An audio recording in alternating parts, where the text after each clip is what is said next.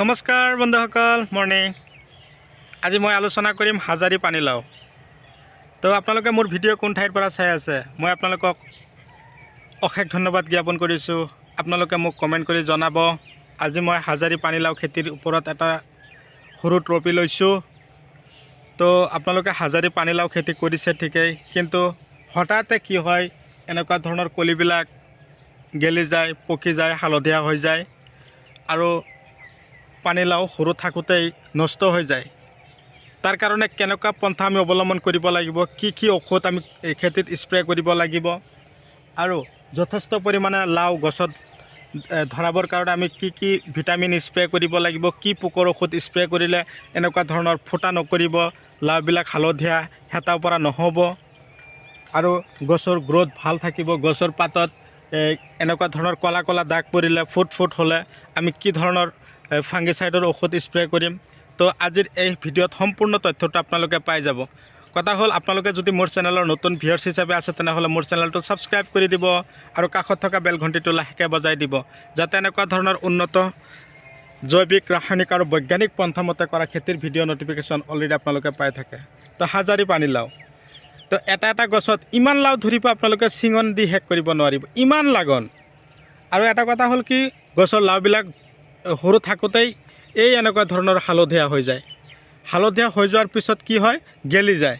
তাৰ কাৰণ হ'ল সৰু বৰল থাকে, বৰলে হুলে বিন্ধাই দিয়ে। তাৰ ফলত এনেকুৱা হয়। সেইটো কাৰণত আপোনালোকে কি ঔষধ দিব জনাই আছোঁ। গছৰ পাত এনেকুৱা ধৰণৰ ক'লা ক'লা ফুট পৰি গৈছে, তাৰ কাৰণে আপোনালোকে কি ঔষধ দিব জনাই আছোঁ। গছৰ আগ বেছি দৌৰা নাই, বেছি ফলন অহা নাই, কি ভিটামিন স্প্ৰে কৰিব। তো কথা হ'ল, ভিটামিনটো মনত ৰাখিব। ফাৰ্ষ্ট টাইম মই ভিটামিনটো কৈছোঁ, ৰজতা, ছাই পাৱাৰ প্লাছ, পিক আপ, তিনিটা এটা দিব প্ৰতি টেংকিত।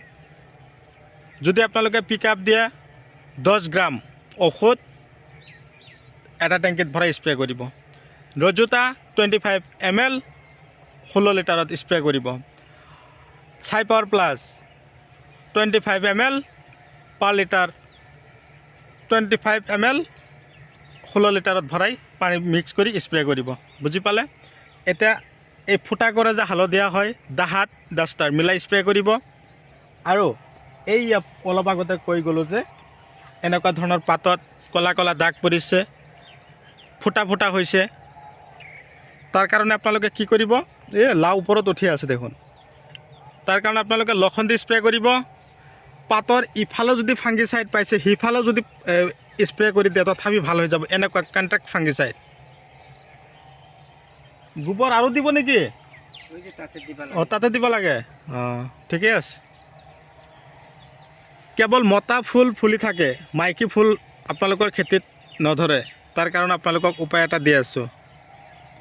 আপোনালোকে কি কৰিব, এই পানীলাও গছৰ আগটো কাটিং কৰি দিব। আপোনালোকৰ খেতিত একদম ধুনীয়াকৈ স্ত্ৰী ফুল বা মাইকী ফুল আহি যাব।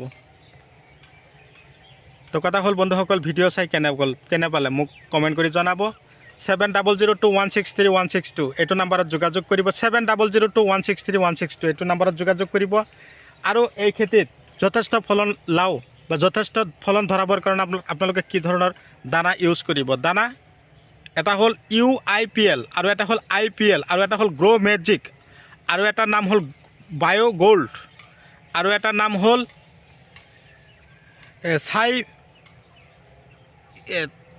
ছাই পাৱাৰ প্লাছ আৰু এটা হ'ল কোৱালিটি স্পেচিয়েল চইল আৰু এটা হ'ল স্পেচিয়েল কোৱালিটি। এনেকুৱা ধৰণৰ দানাবিলাক আপোনালোকৰ খেতিত দিয়ক। তাৰ লগতে আৰু এটা দিব ষ্ট'প্লাজাৰ 95। এই দানাবিলাক আপোনালোকৰ খেতিত দিলেতো আপোনালোকৰ খেতিত কি ক'ম আৰু, লাও ইমান লাও লাগিব, চিঙন দি শেষ কৰিব নোৱাৰোঁ। কেৱল লাও নহয়, জিকা, ভোল, যিকোনো খেতি। আজিৰ এই ভিডিঅ'ৰ পিছত আপোনালোকৰ কোনটো খেতিৰ ভিডিঅ' লাগে আপোনালোকে কমেণ্ট কৰি জনাব। মই আপোনালোকক এনেকুৱা ধৰণৰ ভিডিঅ' দিবৰ কাৰণে প্ৰস্তুতি ল'ম। তো বন্ধুসকল, কেৱল এটা কথাই কৈছোঁ, গোবৰ সাৰ যিমান দিব পাৰে। চাওক লাও গছৰ গুৰিত কেনেকৈ গোবৰ সাৰ জমা কৰি ৰাখিছে। যিমান গোবৰ সিমানেই ফলন, যিমান গোবৰ সিমানেই ফলন। যদি আপোনালোকৰ এতিয়া সময় হৈছে কি খেতি কৰাৰ, বিন কৰিব পাৰিব, চাঙত দিয়া মাটিত কৰা। তাৰ লগতে জলকীয়া, চুলি আকাশী 10, চাকাতা কিং হট, সূৰ্যমুখী, বুলেট, তাৰপিছত ৰজা ভোট জলকীয়া, ৰাণী ভোট জলকীয়া, আলু, তিতা কেৰেলা, মাইকো জলকীয়া, ফুলকবি, ওলকবি, বন্ধাকবি, গাজৰ, মূলা একদম এতিয়া কিন্তু একুৰেট সময়। এনেকুৱা সময়ত কৰিব, যথেষ্ট আপোনালোকে ফলন পাব। দানা লাগে, ঔষধ লাগে, মই আপোনালোকক যোগান ধৰিম।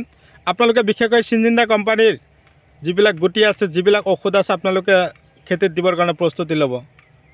আপোনালোকে গুটিবিলাক আনি পেলাব, তাৰ পৰা ভাল এটা ফলন পাব। যেতিয়া এটা নাম ক'লোঁ নহয়, আকাশী 10 চিনজিন্দা কোম্পানীৰ হয়, ইমান ভাল ফলন দিয়ে। এসপ্তাহ পিছে পিছে আমাৰ খাৰুপেটীয়া কৃষকে 10-12 কুইণ্টলকৈ জলকীয়া উঠাই বজাৰত বিকি আছে। তো আজিলৈ এৰিলোঁ, পৰৱৰ্তী ভিডিঅ'ত পুনৰাই লগ পাম। নে মামা কি কয়? Bye bye.